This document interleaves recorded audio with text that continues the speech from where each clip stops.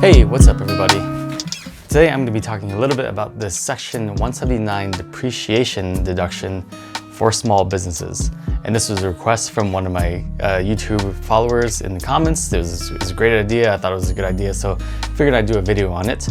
And so today I'm going to be talking about what is the Section 179 deduction, how it works, some other considerations that you have to think about. And also we're going to be talking about cars, just because I like cars. But really because there's some special ruling around depreciating cars under this section of the Internal Revenue Code. All right, so what is a Section 179 deduction? So Section 179 is a code in the Internal Revenue Code that basically allows small business owners to accelerate their depreciation of fixed assets. So a fixed asset is just a large or expensive asset that's supposed to last you for several years, okay? Like a expensive desk or equipment or machinery or a vehicle, those kinds of things. And so normally when you buy these fixed assets, you have to depreciate them over their useful life. So for example, like office furniture, like you buy a desk, you depreciate the cost of that desk over 7 years. So you buy it for, let's say $700, or actually that's a pretty cheap desk. Let's say it's $7,000 desk, okay? And so over 7 years, using a straight line depreciation method, you would take a $1,000 deduction every year, and after 7 years, you get no more deduction. So what Section 179 does is that it allows small businesses to depreciate the full cost of the asset in the first year that you purchase and place it in service. Okay, so that's huge. So that $7,000 desk, now you get to take a $7,000 deduction in the year that you buy it and put it to use. All right, so how does it work? So first you have to purchase qualified property, which is basically any asset that any tangible asset that you can buy that is not real estate, not land, or most improvements that you make to a residential home does not qualify, okay? So it could be machinery, equipment, computers, farm equipment, vehicles, furniture, those kinds of things. So when you purchase it, you have to place it in service, which means you use it in the year that you bought it, okay? Because there are times where you can maybe stock up on laptops in your company and you don't put them in service because you just have a bunch on deck, maybe for when you hire employees or something, you can just grab one from your laptop inventory, okay? But in this case, you have to purchase the asset and then place it in service in the same year in order for it to qualify.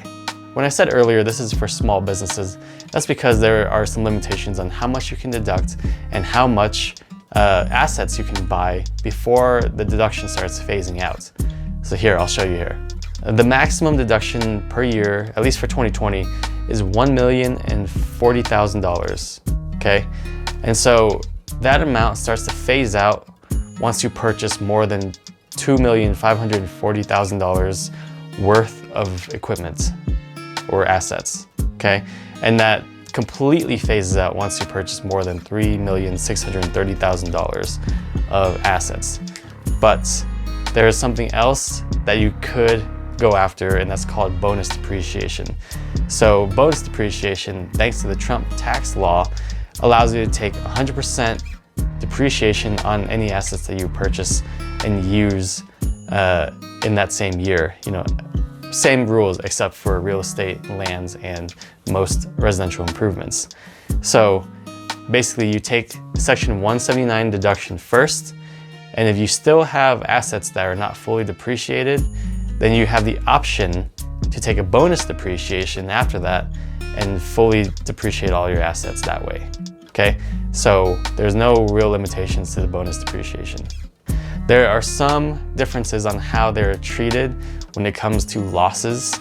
If your business makes a net loss rather than a net income, a bonus depreciation will allow you to bring your business to a loss, while Section 179 deduction does not let you bring your business to a loss. It will stop at zero and you will carry that deduction over to the following year. While the bonus depreciation will bring your business to a loss, and you can therefore carry that loss to the following year, or carry that loss backwards. All right, so there are some considerations for this deduction because, I see a lot of videos and people talking about, buying a car under your business and you can write the whole thing off immediately.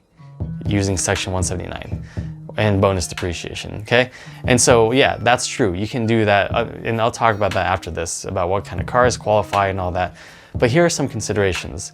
If you purchase a car for your business and you depreciate it fully in the first year, then now the book value of your car is 0, okay? I know your market value is still, you know, whatever the actual market value is, but your book value for the car is 0. That means if you decide to sell your car in 2 years, 3 years, even like 5 years, you have to recapture that depreciation as income, okay? So here's the difference. If you buy a car for $50,000 and you depreciate it down to 0, okay? If you sell the car in 2 years for $40,000, then you have a $40,000 income because you fully depreciated the car, okay? Now, if you bought the car for $50,000 and you took normal depreciation on it, which you have the option to do, and let's say you depreciated over 5 years, $10,000 per year.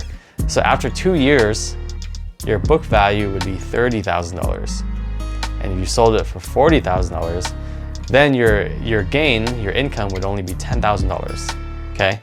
So there's some differences there, and those are things that you have to consider, you know? If you plan on keeping the asset for a long time, then it's probably best to take the Section 179 deduction. If you plan on selling it soon, then I would really think about that, you know? I know that the tax savings could be a benefit. You know, the tax savings immediately could be better for you than to depreciate it once every year, okay? You know, time value of money and all that. And also, once you skip the Section 179 deduction, let's say you skip it the first year, you can't take it anymore after that, because remember, the asset has to be purchased and placed in service in that year for you to take the Section 179 deduction. If you skip it the first year, then you gotta keep going with normal depreciation. Now let's talk about cars. Cars, there are strange rules for cars, because I think the IRS wanted to close as many loopholes as possible for cars, but there's still strange rules. So any vehicle that's like truly a commercial vehicle will qualify for the Section 179 deduction. And what I mean by a truly commercial vehicle is like a bus or like a cargo van. You know, they define it as something like a vehicle with like 2 seats and then like a cargo barrier and then like cargo in the back and no seats in the back. Or a bus, you know, a vehicle with more than like 8 rows of seating. That would be a bus, you know, so any legitimate commercial vehicle, those would qualify. But if we're talking about normal passenger vehicles, like the people are talking about when they say you can buy a car in your business and write off the entire thing, we're gonna be talking about passenger vehicles, okay? In order for a passenger vehicle to even qualify for any Section 179 deduction, the vehicle has to weigh more than 6,000 pounds. The gross vehicle weight rating by the manufacturer has to be greater than 6,000 pounds. Okay, that's the first criteria. And actually, that's the only criteria. So if your vehicle meets that criteria, then you get a maximum $25,000 Section 179 deduction, okay, in your first year.